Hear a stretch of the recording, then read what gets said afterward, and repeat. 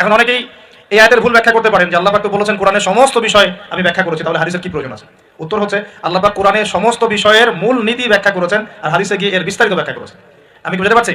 আরেকটা দলিল সূরা নাজম আয়াত নাম্বার 3-4, সূরা নাজম আয়াত নাম্বার 3-4 আল্লাহ রাব্বুল আলামিন বলছেন যে ওয়ামা ইয়ামতিকু আনিল হাওয়া, মুহাম্মদ সাল্লাল্লাহু আলাইহি ওয়াসাল্লাম নিজের মন গড়া কোনো কথা বলেন না।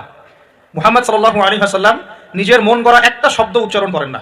ইন হুয়া ইল্লা ওয়াহয়ু ইউহা, তিনি শুধু অতটুকু কথা বলেন যেটা তার কাছে ওহী করা হয়। সুবহানাল্লাহ। যখন থেকে নবী সাল্লাল্লাহু আলাইহি ওয়াসাল্লামের কাছে নবুয়ত এসেছে, এরপর থেকে একটা শব্দ নবী সাল্লাল্লাহু আলাইহি ওয়াসাল্লাম আল্লাহর হুকুম ছাড়া বলেন না।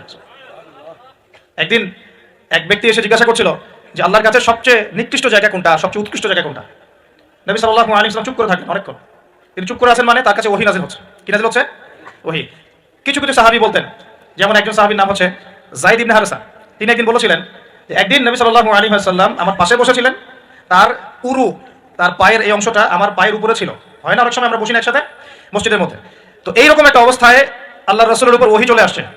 তো সাহাবী বলছেন ওই সময় আমার কাছে মনে হচ্ছিল যে আমার পাটা মনে হয় ভেঙে গুঁড়া হয়ে যাবে। আমার কথা বুঝতে পারছেন না? ওহীর যে একটা ভার, ওহী আসছে, তিনি বুঝতে পারছেন যে তার ফিজিক্যালি তার মধ্যে অন্যরকম একটা স্ট্রেংথ চলে আসছে।